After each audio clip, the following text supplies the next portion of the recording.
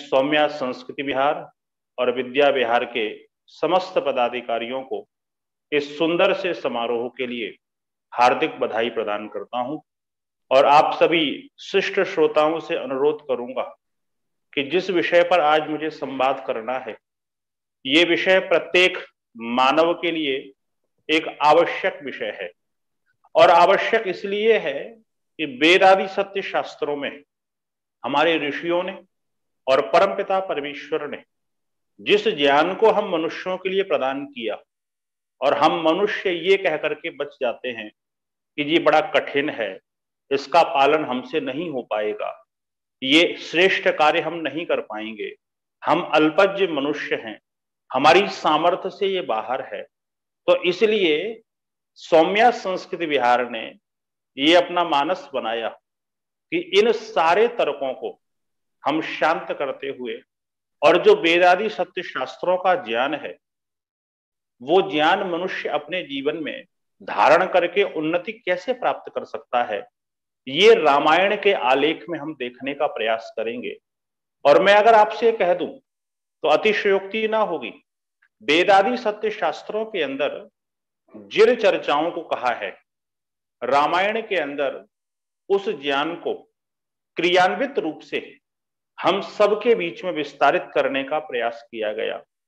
आप देखिएगा, मानव जीवन की उन्नति के 3-4 पहलू होते हैं। मनुष्य उन्नत तब होता है जब वो व्यक्तिगत रूप से उन्नत होता है। व्यक्तिगत रूप से उन्नत होने के उपरांत पारिवारिक उन्नति की उसको आवश्यकता पड़ती है। पारिवारिक उन्नति के साथ साथ में सामाजिक उन्नति भी उसको चाहिए। सामाजिक उन्नति के साथ साथ में राष्ट्रीय और वैश्विक उन्नति भी उसके जीवन के अंदर हो। जब इन चारों तरफ से वैयक्तिक उन्नति, पारिवारिक उन्नति, सामाजिक उन्नति, राष्ट्रीय और वैश्विक उन्नति होती है, तो मनुष्य का जीवन श्रेष्ठ होता है। मनुष्य जीवन के जो मूल्य हैं वो इन 4 बिंदुओं पर टिके हुए हैं। रामायण को हम देखने का प्रयास करें तो मानव जीवन की उन्नति की सर्वोत्तम दशा अगर कोई हो सकती है तो वो रामायण के अंदर हमको देखने को मिलती है। वैयक्तिक उन्नति के संदर्भ में अगर हम देखें तो व्यक्ति का जीवन कितना उन्नत और श्रेष्ठ होना चाहिए। वाल्मीकि रामायण की लगभग 30 टीकाओं के अंदर मर्यादा पुरुषोत्तम रामचंद्र जी के 70 गुणों का वर्णन किया और उन्होंने कहा कि वो गुणों की खान है। वो कैसे हैं? तो श्रेष्ठ गुणों को स्थापित करते हुए हम मनुष्यों को ये समझाने का प्रयास किया कि वो आदर्श पुरुष, उसके आधार पर अपने जीवन को हम बनाने का प्रयास करें। लेकिन उनका ये जीवन श्रेष्ठ बना कैसे था, उसके लिए लिख दिया, संध्या करन चले 2 भाई, प्रातः काल उठ रघुनाथा, मात पिता गुरु नावई माथा। प्रातः काल जब वो उठते थे, सर्वप्रथम अपने बड़ों का आदर करते थे। वैयक्तिक उन्नति हमारी यहां से प्रारंभ होती है। अगर अपने जीवन को हम श्रेष्ठ करना चाहते हैं, मनुष्य जीवन के मूल्यों को समझना चाहते हैं, तो रामायण ये दर्शाती है, घर का ये सुरम्य वातावरण हो, प्रातः काल की वो स्थिति हो कि जब हम उठे तो हम ईश्वर की आराधना के साथ उसके प्रति कृतज्ञता व्यक्त करते हुए और ये भाव बनाते हुए कि मेरे प्रभु, तेरी कृपा से एक सवेरा देखने का सौभाग्य मुझे और मिल गया, आज मैं अपने जीवन में कुछ श्रेष्ठ कार्यों को और करने का प्रयास करूंगा। ये मानस बनाते हुए अपने घर के जो पूज्य हैं, जो बड़े हैं, उनके चरण वंदना करके अपनी आयु, विद्या, यश और बल, इन 4 चीजों को बढ़ाने के लिए उनके चरण स्पर्श करें, जो मर्यादा पुरुषोत्तम रामचंद्र जी किया करते थे। आप स्मरण रखिएगा, अगर व्यक्तिगत उन्नति करना है तो उसके लिए रामायण का एक बहुत सुंदर सा प्रसंग मिलता है, जिस समय अंगद को दूत बना करके और शांति दूत बना करके भेजा गया है रावण के पास। रावण को समझाने का प्रयास किया। रावण अपने अहंकार से पूरित है, वो समझने को तैयार नहीं है, क्योंकि ये स्मरण रखिएगा, अहंकार जैसे ही हमारी बुद्धि में बैठता है तो सबसे पहला काम ये करता है कि हमारे विवेक का नाश कर देता है। और उस अहंकार से पूरित होकर के रावण ने जब अंगद की एक बात भी नहीं सुनी, और अहंकार से पूरित होकर के कहा कि देख मेरा कितना श्रेष्ठ जीवन है और इस श्रेष्ठ जीवन के आधार पर मैं तेरे राजा को पराजित करूंगा, मैं शक्ति और सामर्थ्य से संपन्न हूं।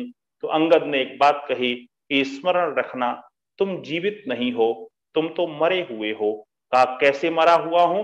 तो वहां पर अंगद 14 प्राणियों को मरा हुआ बताता है और अंगद कहते हैं कि ये 14 प्रकार के जो लोग होते हैं ये जीवित होते हुए भी मरे हुए होते हैं। और ये 14 जो तत्व हैं ये व्यक्तिगत उन्नति के लिए सर्वोत्तम रावण की हम लोगों को देन है। वो माध्यम रावण को बना रहे हैं, लेकिन आज अगर समाज के अंदर देखें तो प्रत्येक मनुष्य के अंदर कहीं ना कहीं इनमें से कोई ना कोई दोष जरूर पाया जाएगा। और अगर ये दोष है तो ये मानना कि हम संसार की कोई भी उन्नति कर रहे हों लेकिन हम व्यक्तिगत उन्नति नहीं कर पा रहे हैं। सबसे पहली चीज वो कहते हैं कि इस दुनिया में वो व्यक्ति मरा हुआ है जो वाम मार्गी होता है। वाम मार्गी का तात्पर्य होता है, वाम शब्द के दो अर्थ होते हैं, एक वाम का अर्थ उल्टा होता है और एक वाम का अर्थ वो होता है जो प्रारंभ में तो अच्छा लगे लेकिन उसका समापन भयानक और विभत्स हो, ऐसा जो मार्ग है, अर्थात उल्टा मार्ग जो प्रारंभ में अच्छा लगने वाला और समापन जिसका बहुत बुरा हो। कहा ऐसे मार्ग का जो व्यक्ति अनुसरण करता है वो मरा हुआ होता है। वो दूसरा गुण देते हैं कि जिस व्यक्ति के जीवन के अंदर कामीपना है, कामनाओं से इतना ग्रसित है, वो कामनाएं व्यभिचार से संबंधित हो सकती हैं लेकिन उसके साथ साथ में कहीं साधनों की कामना है, कहीं जीवन की बहुत उन्नति के जो मार्ग है और उन मार्गों में कुमार्गों को खोज करके जीवन को उन्नत करने की कामना है, कहीं इस संसार के अंदर अपने आप को सर्वोत्तम बनाने का जो प्रयास है अगर वो दूषित प्रयास है, ऐसी वो कामनाएं हैं। ऐसी बहुत सारी कामनाएं, जो व्यक्ति कामनाओं से ओतप्रोत है, दुष्ट कामनाओं से ओतप्रोत है, वो व्यक्ति भी मरे हुए के तुल्य है। तीसरी पहचान बताते हैं, जो कंजूस होता है, जिसके अंदर एक योग्य व्यक्ति को देख करके कुछ देने की योग्यता पैदा नहीं होती है, जिसके अंदर कुछ समर्पण करने का भाव पैदा नहीं होता है, ऐसा जो कंजूस व्यक्ति है वो भी मरे हुए के तुल्य है। आगे वो कहते हैं अत्यंत मूढ़ व्यक्ति, जिसको आप समझाने की कोशिश कीजिए लेकिन वो समझने का प्रयास ना करे, जो बिल्कुल जड़ बुद्धि है, का वो भी मरे हुए के तुल्य है। उसके जीवन की इस समाज के अंदर कोई उपयोगिता सी दृष्टिपात नहीं होती है। का अति दरिद्र व्यक्ति, वेदादि शास्त्र ये कहते हैं कि आप इस संसार के अंदर आए, आप अनपढ़ माता पिता के यहाँ पैदा हुए, आप दरिद्र माता पिता के यहाँ पैदा हुए, इसमें हमारा कोई दोष नहीं है। लेकिन कोई व्यक्ति अनपढ़ और दरिद्र होकर के मर जाता है तो दुनिया में उससे बड़ा अपराधी कोई नहीं होता है। संसार के अंदर दरिद्रता महापाप है, इसलिए दरिद्र होकर के नहीं रहना चाहिए। संसार में हम ईश्वर के अमृत पुत्र हैं, आवश्यक सामग्रियों का संकलन करके जीवन को विशेष बनाने का प्रयास जीवन में सतत करते रहना चाहिए। आगे कहा जो बदनाम व्यक्ति है, जिसके अंदर बदनामी का संचार पूरे समाज में जिसके बारे में हो गया है, ऐसा बदनाम व्यक्ति भी मरे हुए के तुल्य है। का जो बहुत बूढ़ा व्यक्ति है, जर्जरित अवस्था में है, का वो भी मरे हुए के तुल्य है। आगे कहा नित्य रोगी, जो सदा रोगी रहता है, रोगों से ओतप्रोत है, वो व्यक्ति भी मरे हुए के तुल्य है। आगे कहा नित्य क्रोधी, बात बात पर उबाल आ जाना, बात बात पर क्रोध करने लग जाना, जीवन के अंदर सामंजस्य की स्थिति का अभाव हो जाना, क्रोध से इतने ओतप्रोत हो जाना, समझ में ही ना आना क्या करना क्या ना करना। जो एक शब्द सामान्य समाज में कहा जाता है, क्रोध गुस्सा नाक पर रखे रहना, कहा ऐसा व्यक्ति जो होता है वो भी मरे हुए के तुल्य है। आगे कहते हैं प्रभु से विमुख जो व्यक्ति है, ईश्वर की उपासना अपने जीवन में नहीं करता है, ईश्वर के प्रति कृतज्ञता के भाव नहीं रखता है, ईश्वर के प्रति समर्पण की आस्था के भाव नहीं है, नास्तिकता जीवन के अंदर है, ऐसा व्यक्ति जो होता है वो भी मरे हुए के तुल्य है। आगे बढ़कर के कहते हैं वेद व संतों का जो विरोधी व्यक्ति है, जो वेद के आधार पर जीवन नहीं चलाता, श्रेष्ठ महापुरुषों के आधार पर अपने जीवन को नहीं चलाता है, वो व्यक्ति मरे हुए के तुल्य ही है। आगे बढ़कर के कहा अपना ही शरीर पोषण करने वाला, अर्थात अपने बारे में सोचने वाला, खाओ पियो आनंद करो भाड़ में जाए सारा संसार, जिसकी ये प्रवृत्ति है का वो व्यक्ति भी दुनिया में मरे हुए के तुल्य है। आगे कहा पराई निंदा करने वाला, जिसको निंदा करने में रस आता है, जिसको जीवन के अंदर दूसरों की बुराइयां खोजने में आनंद मिलता है, जिसको दूसरे के पास बैठ करके तीसरे व्यक्ति की चर्चा करने में आनंद आता है, वो कहते हैं वो भी मरे हुए के तुल्य है। और अंतिम बात कही, जो महापापी है, पापों से जो ओतप्रोत है, प्रातः उठते ही जिसके मानस के अंदर ये भाव आता है कि मैं नया अपराध कौन सा करूं, का ऐसा व्यक्ति जो होता है वो भी मरे हुए के तुल्य होता है। रामायण समझा रही है व्यक्तिगत उन्नति करना है, उल्टे रास्तों को छोड़िए, कामी पने को छोड़िए, कंजूसी जीवन के अंदर छोड़िए, दाता बनिए, सहयोगी बनिए, उपयोगी बनिए, निरंतर क्रोध को समाप्त करने का प्रयास कीजिए, ईश्वर के सम्मुख बैठ करके अगर व्यक्तिगत उन्नति करनी है तो उपासना कीजिए, वेद और संतों के प्रति अपने जीवन में अच्छे भाव बना करके रखिए, अपने जीवन के अंदर परोपकार की प्रवृत्ति से ओतप्रोत होइए, अपने जीवन में दूसरों की निंदा मत कीजिए, अपने दुर्गुणों को चुन चुन करके अपने जीवन से निकालिए। व्यक्तिगत उन्नति अगर आपको करनी है तो पाप आदि वासनाओं को जीवन से समाप्त कर दीजिए। अगर व्यक्तिगत उन्नति चाहते हैं तो रामायण के आधार पर इन चीजों को हमें स्मरण करना चाहिए। आगे आप देखिएगा, अगर ये चीजें जीवन के अंदर हैं तो व्यक्ति संसार में किसी के सामने फिर झुकता नहीं है। प्रसंग मिलता है जिस समय में राम और रावण का अंतिम युद्ध होने जा रहा है, तो वहां पर चिंता व्यक्त करते हुए विभीषण आदि, सुग्रीव आदि ने एक चिंता व्यक्त की और कहा, रावण रथी बिरथ रघुवीरा, हे प्रभु कैसी स्थिति है, रावण रथ पर बैठ करके आया है और राम जी बिना रथ के हैं, ये युद्ध की कोई समानता नहीं है। तो उस समय राम जी समझाते हुए कहते हैं कि ये कृत्रिम रथ जीवन में सफलताएं प्रदान नहीं करवाया करते हैं, मेरे पास तो एक अद्भुत रथ है। और वो रथ कौन सा है, तो वो कहते हैं शौर्य और धीरज उस रथ के चक्के हैं। मेरे जीवन का जो रथ है वो सूर्यवीरता और धीरता, धैर्य, ये उस रथ के दोनों चक्र हैं। और का उसके घोड़े कौन है, का सत्यशील और दूसरों का हित, ये मेरे उस रथ के घोड़े हैं। मैं परोपकार के लिए युद्ध कर रहा हूं। इस संसार के अंदर रावण ने जो अनैतिकताएं फैलाई हैं, उन अनैतिकताओं को समाप्त करने के लिए मैं युद्ध कर रहा हूं। का मेरे रथ की पताका जो है वो बल और विवेक है। मेरे अंदर सामर्थ्य है, लेकिन मेरा जो बल है वो विवेक विहीन नहीं है, उस पर विवेक का संयम लगा हुआ है। और आगे बढ़कर के कहते हैं, इनको जोड़ा किसके द्वारा है, संयोग किसके द्वारा किया गया है, तो कहा क्षमा, दया और कृपा से इनको मैंने जोड़ने का प्रयास किया हुआ है। जीवन के अंदर व्यक्तिगत उन्नति जब होती है तो हम समाज के लिए अत्यधिक उपयोगी बन पाते हैं। हम इस संसार को सुधारने के लिए तो निकल पड़ते हैं, लेकिन हमारा अपना जीवन कहीं ना कहीं दूषित सा होता है, अपने जीवन के अंदर कहीं ना कहीं दूषण फैला हुआ होता है। और जब हमारा जीवन अच्छा नहीं है तो हम दुनिया के जीवन को नहीं सुधार सकते हैं।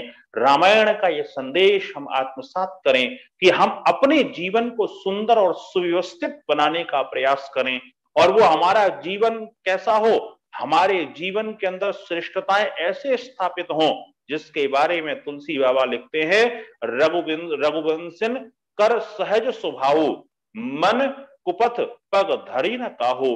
रघुवंशियों का स्वभाव ही ऐसा होता है, सहज स्वभाव होता है, उनको प्रयत्न और पुरुषार्थ से यह काम नहीं करना पड़ता है।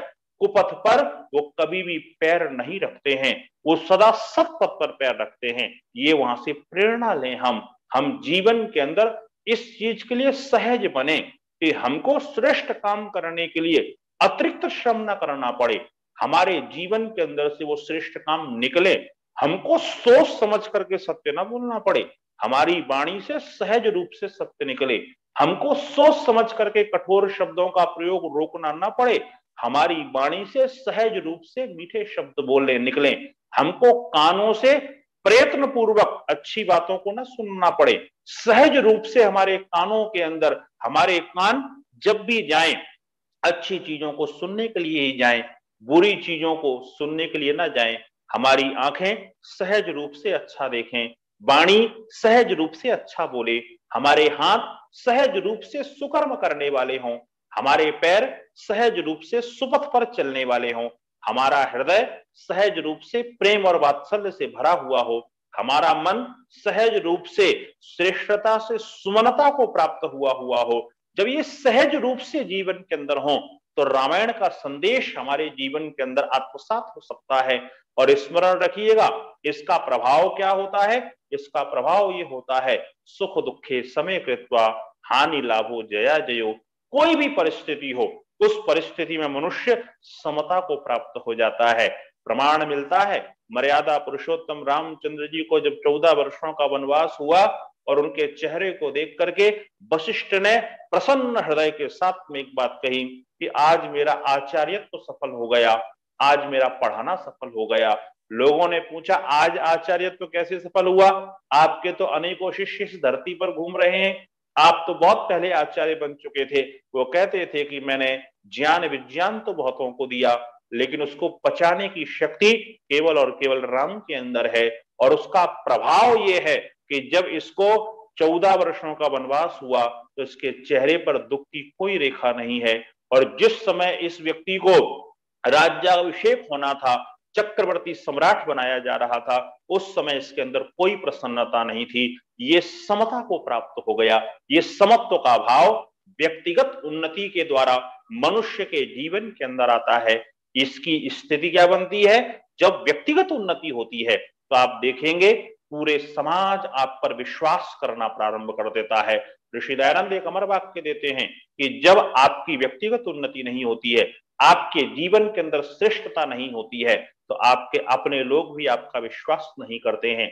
जब आप व्यक्तिगत उन्नत होते हैं, आपके जीवन में श्रेष्ठता होती है, आपका अंतस्थ, आपका विवेक श्रेष्ठता से ओतप्रोत होता है, उस समय में आपका शत्रु भी आपका विश्वास करता है। और मंदोदरी तब एक चीज कहती है राम को देख करके, और जिस समय सुलोचना ये कहती है कि मेरे पति का देहांत हो गया, मैं अपने पति के अंतिम दर्शन करना चाहती हूँ, सुलोचना ने कहा जाओ, चली जाओ, युद्ध भूमि में करके आ जाओ। तो सुलोचना ने मंदोदरी से कहा कि माँ कैसी बातें करती हो, कितना भयानक युद्ध चल रहा है, उनकी पत्नी को आपने अपने घर में छुपा के रखा है और मुझसे कहती हो जाओ अपने पति के दर्शन कराओ। मैं दर्शन करने जाऊंगी, राम मेरे साथ क्या करेंगे इसकी आपने कल्पना भी की है। तो वो एक चीज कहती है कि ये ध्यान रखना, राम के ऊपर और कोई लांछन लगा लेना, लेकिन ये वाला लांछन मत लगाना। क्यों? क्योंकि वो कहते हैं जिन सपने पर नारी न हेरी, जिन्होंने सपने में भी दूसरे की स्त्री की तरफ नहीं देखा है, उससे विश्वस्त रहिए। वो तुम्हें मातावती समझेगा, तुम्हें बहनपति समझेगा।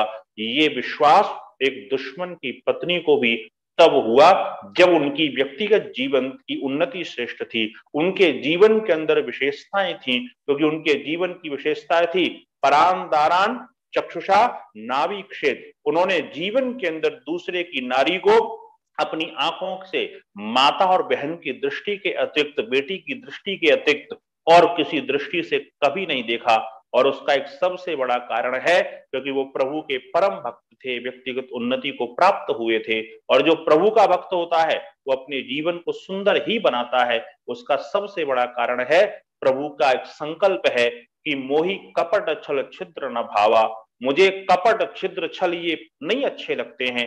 कौन व्यक्ति अच्छा लगता है? का सत्य वचन मानस विमल कपट रहित करतूती।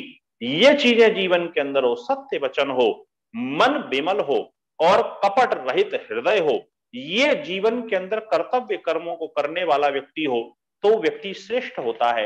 रामायण ये संदेश देती है कि हम व्यक्तिगत उन्नति को श्रेष्ठ बनाए। रामायण का दूसरा संदेश है पारिवारिक जीवन को सुव्यवस्थित बना करके रखिए। मनुष्य के जीवन का जो मूल्य है व्यक्तिगत उन्नति से पूरा नहीं होता है, उसको पारिवारिक जीवन को भी श्रेष्ठ बनाने का प्रयास करना पड़ता है। वहां सोचना पड़ता है, वहां अपने अनुसार नहीं चलना पड़ता है। व्यक्तिगत उन्नति में आप अपने अनुसार चल सकते हैं, लेकिन पारिवारिक उन्नति के लिए आपको दूसरे के अनुसार चलना ही पड़ेगा। आप सोच करके देखिएगा, राम कहते मातृदेवो भव, बहुत अच्छा है, मैं माता को देवी मानता हूं, लेकिन माता के कहने पर मैं वन नहीं जाऊंगा। क्यों? मेरे पिता तो मुझे आज्ञा नहीं दे रहे हैं, मुख से तो उन्होंने नहीं कहा है, संकल्प में वो बंधे हुए हैं और उस कारण से वो मौन है। लेकिन एक चीज ध्यान रखना, जब तक पिताजी नहीं कहेंगे मैं वन को नहीं जाऊंगा। भागने के रास्ते पर्याप्त थे, वो चाहते तो कह सकते थे कि नियम मैं बनाऊंगा, मैं बदलूंगा, राजा मैं बनने वाला हूं, इसलिए मेरे अनुसार नियम चलेंगे, शास्त्र के अनुसार मैं नहीं चलूंगा। चाहते तो कह सकते थे मातृदेवो भव, लेकिन तब जब पितु अनुकूले सती, माता देवता है लेकिन कब मानूंगा? जब पिता के अनुकूल हो। और स्मरण रखना, दशरथ के अनुकूल कैकेयी के वचन मिल ही नहीं पाते, राम को वनवास नहीं होता। लेकिन राम ने शास्त्र को अपने अनुसार नहीं चलाया, उन्होंने परिवार की मानसिकता को देखते हुए शास्त्र के अनुकूल चलते हुए और एक चीज कह दी थी कि ये स्मरण रखना, मैं जीवन में कुछ भी कर सकता हूं, अहम ही वचनात् राज्य पातेयम अपि पावके भक्षेयम विष तीक्ष्णम पातेयम, मैं हलाहल विष का पान कर सकता हूं, अग्नि में प्रवेश कर सकता हूं, कटार से अपने जीवन को समाप्त कर सकता हूं, समुद्र के किनारे मैं जाकर के छलांग लगा सकता हूं, लेकिन पिता के विपरीत मैं नहीं जा सकता हूं। मैं अपने माता पिता के अनुकूल चलने का प्रयास करूंगा। और स्मरण रखना, उन्होंने कह दिया था चंद्रमा अपनी चांदनी को छोड़ सकता है, समुद्र अपने किनारों को छोड़ सकता है, हिम जो है हिमालय हिम को छोड़ सकता है, लेकिन राम अपने पिता की आज्ञा का पालन ना करे, ऐसा कभी संभव नहीं हो सकता है। लोगों ने भड़काया था, तुम्हारे पिता तुमको जो है वनवास भेज रहे हैं। राम ने मुस्कुराते हुए अपने पिता के प्रति पारिवारिक कर्तव्यों का निर्वहन करते हुए एक पंक्ति कही थी, पिता देहि मोहि खान राजू, मेरे पिता ने मुझे जंगल नहीं भेजा है, उन्होंने तो मुझे जंगल का राज्य दिया है। मेरे पिता ये जानते हैं भरत मेरा छोटा बेटा है, इसलिए छोटे से अयोध्या के राज से उसका काम चल सकता है, लेकिन राम मेरा बड़ा बेटा है और राम को तो बड़ा सा राज्य चाहिए, क्योंकि बड़ा बेटा है तो अयोध्या के छोटे राज्य में कैसे काम चलेगा, इसलिए मुझे वनवास उन्होंने भेजा है लेकर के। ये भावना उनके मन के अंदर परिवार की विशेषताओं को देख करके, परिवार की श्रेष्ठता को स्थापित करने के लिए उनके मन के अंदर ये भाव पैदा हो रहे हैं। आप स्मरण रखिएगा कितना श्रेष्ठ भाव परिवार का वहां पर चित्रित किया गया है। इस संसार में प्राप्त करने के लिए तो बहुत सारी लड़ाइयां देखी, लेकिन त्याग के लिए लड़ाई केवल और केवल रामायण की ही हो सकती है। इस संसार में आपने आज तक कोई इतिहास नहीं देखा होगा जहां पर खड़ाउओं ने 14 साल तक राज्य किया हो, लेने देने को तैयार है देने वाला, लेकिन लेने वाला उसको प्राप्त नहीं कर रहा है। स्मरण रखिएगा, लिखने वाले ने लिखा था कि जब राज्य की फुटबॉल बना करके दोनों भाइयों ने इधर से उधर जब मारना शुरू किया, आप सोच करके देखिएगा, कोई सामान्य सी चीज नहीं है, चक्रवर्ती साम्राज्य है। लेकिन राम कहते हैं अगर चक्रवर्ती साम्राज्य मिल भी गया और मेरे भाइयों का प्रेम, मेरे परिवार का प्रेम मुझे ना मिला, तो इन सारे के सारे राज्य का मैं क्या करूंगा। और बचपन से ही उनके मन के अंदर एक भाव अपने भाइयों के प्रति, माता पिता के प्रति, अपने पारिवारिक जनों के प्रति कितना श्रेष्ठ था, आपको एक उदाहरण से मिलेगा। जब राम और अपने भाइयों के साथ में मिलकर के खेलते हैं तो स्थिति क्या बनती है, क्योंकि राम सबसे बड़े हैं तो निश्चित है बड़ा भाई विजयी होगा, लेकिन वहां पर वो क्या करते हैं, हारे हूं खेल जिताओ मोही। भरत कहते हैं भैया आप तो वो राम हैं जो मैं खेल हारते हुए भी मेरे खेल को आप जिता दिया करते थे, जिससे मेरे भाइयों को कष्ट ना हो जाए, मेरे भाइयों को दुख ना हो जाए। और स्थिति वहां पारिवारिक स्थिति कितनी सुदृढ़ भाइयों के बीच में है। जब पूछा गया लक्ष्मण को, मेघनाथ की वो शक्ति लगी और शक्ति लगने के उपरांत जब वो मूर्छित हो गए और जब होश में आए तो उनसे पूछा गया कि कितना दर्द तुमको हुआ, तो लक्ष्मण ने एक बात कही थी, घाव लखन पीर रघुवीर, घाव मुझे लगा है लेकिन दर्द तो भैया राम को हुआ है। घाव लगते मैं तो बेहोश हो गया था, मुझे नहीं पता है कितना दर्द हुआ, लेकिन वो दर्द तो भैया राम को हुआ है।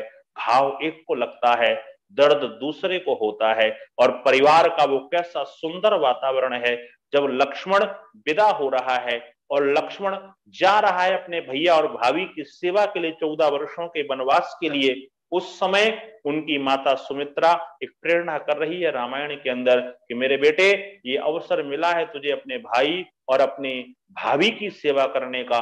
देख, वहां पर जाएगा तुझे अपने पिता भी याद आएंगे, तुझे मैं भी याद आ सकती हूँ, तुझे अयोध्या भी याद आ सकती है, लेकिन अभी तेरा दायित्व तो यह है अपने कर्तव्य कर्म को पूरा करके आना, मेरे दूध को ले जाना मत। और वहां पर फिर रामायणकार लिखता है कि सुमित्रा समझाती अपने बेटे को, एक पारिवारिक परिदृश्य को सुंदर बनाने का प्रयास करती है कि रामम दशरथम विद्धि, मेरे बच्चे जिस समय तुम्हें अपने पिता की याद आए तो रामम दशरथम विद्धि, राम को दशरथ मान करके पिता के तुल्य इनका आदर करना।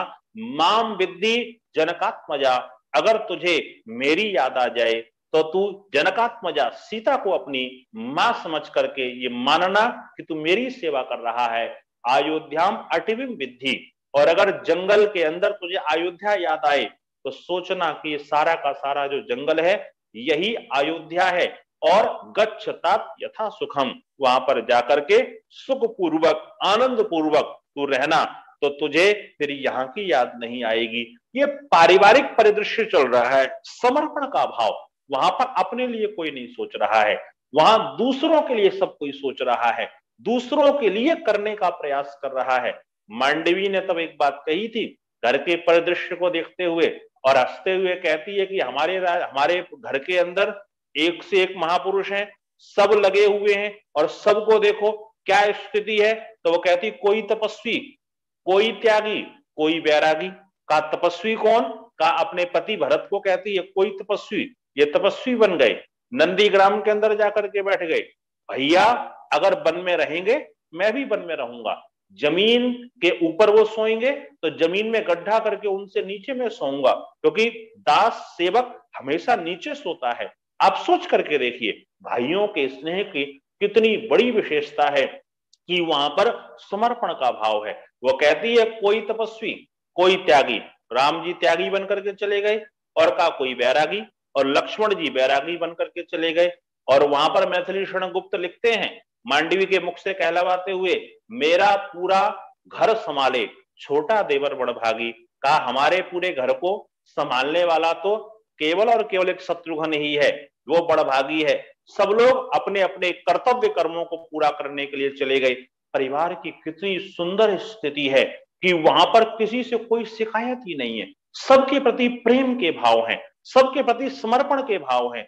बस भावना यह है कि हम कुछ समर्पित कर दें, कुछ अपने पारिवारिक जनों को हम प्रदान कर दें, ये भावना बनकर के चल रही है। ये स्मरण रखिएगा, अगर रामायण से हमको सीखना है तो हम ये सीखने का प्रयास करें कि हमारा परिवार सुंदर कैसे हो। समाज को अगर देखना है तो आप देखिए रामायण के अंदर मित्रता के वो प्रसंग, चाहे सुग्रीव की हो, चाहे मित्रता आप देखेंगे केवट के साथ में जो राम की मित्रता है, और चाहे वो स्नेह, सामाजिक स्नेह अगर आप देखेंगे तो सबरी के साथ में आप देखने का प्रयास कीजिए, कितने सुंदर रूप से वहां पर सारे के सारे दृश्यों की परिकल्पना एक की गई है। और स्मरण रखिएगा जब भरत मिलाप होता है, भरत राम से जाकर के मिलते हैं, उस समय राम उनको समझाते हैं कि देखो भरत, अब सब सुनिश्चित हो गया, 14 वर्षों तक तुमको राज्य करना है, मैं वन के अंदर रह करके पिता की आज्ञा का पालन करके जब आऊंगा, लेकिन ध्यान रखना वहां पर तुमको कुछ काम करने होंगे सामाजिक स्थिति को सुदृढ़ करने के लिए। और वो क्या क्या करने होंगे? का तुम अपने आचार्य गुरु और पुरोहित का सदा सम्मान करना। का महाराज आचार्य गुरु का तो समझ में आता है, लेकिन पुरोहित का सम्मान क्यों करें? तो वो कहते हैं पुरोहित का सम्मान इसलिए करना है क्योंकि पुरोहित सामाजिक ढांचे को बांध करके रखता है, पुरोहित समाज को सुव्यवस्थित करने का काम करता है, कर्मकांड को सुव्यवस्थित करवाने का प्रयास करता है, समाज के अंदर एक अच्छी चेतना भरने का काम करता है, इसलिए पुरोहित को संभाल करके रखना। आगे वो कहते हैं समाज की उन्नति के लिए एक काम करना, ब्रह्म मुहूर्त में उठ करके सबके पास में जाना, उनकी राय को सुनना, और राय सुनने के बाद में ध्यान रखना कि जब निर्णय करो तो निर्णय समाज के अंदर कैसा होना चाहिए? का 51 और 49 का आंकड़ा नहीं होना चाहिए, का वहां पर आम राय बनाओ, ज्यादातर लोगों को आप संतुष्ट करके और उसके बाद में कोई काम करो, इससे समाज श्रेष्ठ और उन्नत बनता है। आप स्मरण कर रख करके देखिएगा कि जिस समय में दशरथ राम को राज्य देने के लिए चले हैं, तो कुछ लोग एक आक्षेप लगाते हैं कि दशरथ ने वे खराब काम किया, क्योंकि जब कैकेयी के पिता को ये वचन देकर के विवाह किया था कि जो संतान तुम्हारी बेटी से होगी उसको मैं राज्य समर्पित करूंगा, फिर राम को राज्य देने की बात कहां से आ गई? कई लोगों के मन के अंदर ये प्रश्न उठता है। लेकिन दशरथ उस समय सामाजिक परिदृश्य को देख रहे हैं। ऋषि दयानंद आर्य समाज का नियम लिखते हुए एक बात लिखते हैं कि सबको सामाजिक सर्वहितकारी नियम पालने में परतंत्र रहना चाहिए और प्रत्येक हितकारी नियम में सब स्वतंत्र रहें। दशरथ इस बात को बहुत अच्छे से जानते थे, वेद की इस आज्ञा को, और उनको यह स्मरण था कि मैं जीवन के अंदर जिस समय भरत के नाना को वचन देकर के आया था वो मेरा व्यक्तिगत कार्य था, लेकिन आज मैं देख रहा हूं समाज और राज्य के लिए भरत की तुलना में राम ज्यादा योग्य हैं, और राम को अगर राज्य प्रदान करूंगा तो समाज की ज्यादा उन्नति होगी। मेरा व्यक्तिगत अपयश हो जाए, मेरी व्यक्तिगत हानि हो जाए, मेरा व्यक्तिगत जीवन समाप्त हो जाए, लेकिन समाज की मैं हानि नहीं होने दूंगा। इस भावना ने, समाज की उन्नति की भावना ने दशरथ से वो सारा का सारा कार्य करवाया, और उसके लिए उनको अपने प्राणों का त्याग करना पड़ा। समाज की उन्नति के लिए, राष्ट्र की उन्नति के लिए अगर वो चाहते तो कह देते कि हाँ मैं भरत को बनाता हूं, लेकिन वो जानते थे समाज की उन्नति किस चीज में है। रामायण ये सिखाती है व्यक्तिगत बलिदान दे करके अगर आप समाज की उन्नति कर सकते हैं तो आपको उसको करने का प्रयास करना चाहिए। आप ये स्मरण रखना, जब सामाजिक कोई व्यक्ति होता है तो उसको ये ध्यान रखना पड़ता है कि समाज के बीच की बात इधर उधर नहीं होनी चाहिए, उसको बहुत संभाल करके रखना पड़ता है। उस समाज की उन्नति और व्यक्तिगत उन्नति जब ये दोनों हो जाती हैं तो आत्मिक उन्नति व्यक्ति की स्वतः होना प्रारंभ हो जाती है। आगे मैं चर्चा कर दूं, बहुत संक्षेप में भागते भागते मुझे चर्चाएं करनी पड़ रही हैं क्योंकि मानव जीवन के मूल्य रामायण के अंदर भरे पड़े हुए हैं और इस पर महीनों चर्चाएं की जा सकती हैं। तो अगर मनुष्य के जीवन की उन्नति देखना है तो अंतिम चीज है राष्ट्रीय और वैश्विक उन्नति। अगर आपके जीवन से राष्ट्रीय और वैश्विक योगदान कुछ हो रहा है तो आप ये समझना कि मनुष्य के जीवन का मूल्य सार्थक और सफल हो गया। रामायण के अंदर आप देखेंगे कैसी सुंदर वो राष्ट्रीय उन्नति थी, वैश्विक उन्नति थी। देश और राष्ट्र की उन्नति कितनी सुंदर थी, जिसके बारे में आता है कि दैविक दैहिक भौतिक तापा राम राज्य कहू नहीं व्यापा, कि ये तीनों प्रकार के ताप, तीनों प्रकार के दुख राम के राज्य में किसी को प्राप्त नहीं थे। सब और सुंदरता और श्रेष्ठता थी। उसका कारण क्या था? क्योंकि राम के जीवन का एक संकल्प था। रामायण काल के अंदर जो वैदिक संस्कृति के अनुयायी लोग थे उनका ये मानना था जननी जन्म भूमिष्य स्वर्गादपि गरीयसी, जन्म देने वाली माँ और जिस भूमि पर हमने जन्म लिया है वो स्वर्ग से भी बढ़कर के होती है। जब वो अपनी जन्मभूमि को स्वर्ग से बढ़कर के मानता था तो स्मरण रखिएगा उसकी स्थिति कैसे होती थी। तो तुलसी बाबा लिखते हैं बरसत हरसत सब लखे करसत लखे न कोई, और तुलसी प्रजा सुभाग से भूप भानु सा होई। का स्थिति यह है कि सूर्य को आपने देखा होगा, सूर्य जिस समय समुद्र से जल लेकर के जाता है और लेने के बाद में लेता थोड़ा है और बरसाता ज्यादा है। का बरसते हुए तो सब कोई देखता है लेकिन लेते हुए कोई नहीं देखता है। अगर राष्ट्र की उन्नति करना है तो राजा को ऐसा ही होना चाहिए, प्रजा से कर उतना ही लेवे, लेते हुए किसी को समझ में ना आए, लेकिन जब प्रदान करे तो वो बहुत शक्ति के साथ में उसको प्रदान करे। सबको प्राप्ति हो तो श्रेष्ठ हो, जब देना पड़े तो कम देना पड़े, समझ में ना आए, ये स्थिति बनी रहे तो राजा श्रेष्ठ हो सकता है। और स्मरण रखना अगर राजा श्रेष्ठ होगा राज्य अपने आप श्रेष्ठ हो जाएगा, राष्ट्र अपने आप श्रेष्ठ हो जाएगा। रामायण के अंदर ये 7 गुणों को सुंदर रूप से स्थापित किया कि अगर राष्ट्र को उन्नत करना है तो राष्ट्र के प्रत्येक वासी के अंदर ये 7 चीजें होनी चाहिए। पहली चीज, पर स्त्री को माता के तुल्य प्रत्येक व्यक्ति समझे, राष्ट्र श्रेष्ठ होगा। दूसरे के धन का लोभ अपने जीवन के अंदर कभी ना करे, राष्ट्र संपन्न होगा। नियम दूसरों के लिए नहीं बनाए, अपने लिए बनाए, पहले स्वयं उस नियम का पालन करें। राष्ट्र की अवनति का सबसे बड़ा कारण आज मनुष्य दूसरों से बड़ी अपेक्षाएं करता है। माँ को ऐसा होना चाहिए, पिता को ऐसा होना चाहिए, पुत्र को ऐसा होना चाहिए, राजा को ऐसा होना चाहिए, व्यापारी को ऐसा होना चाहिए, मुझे कैसा होना चाहिए, इस पर कोई चिंतन करने के लिए तैयार नहीं है। स्मरण रखना, शत्रु आवे तो स्वयं आगे होना चाहिए। अगर कोई भी जीवन के अंदर समस्या आए तो ये मुख के अंदर ना आ जाए नागरिक के, मुझे क्या लेना देना, नहीं, उस समय खड़े हो जाइए।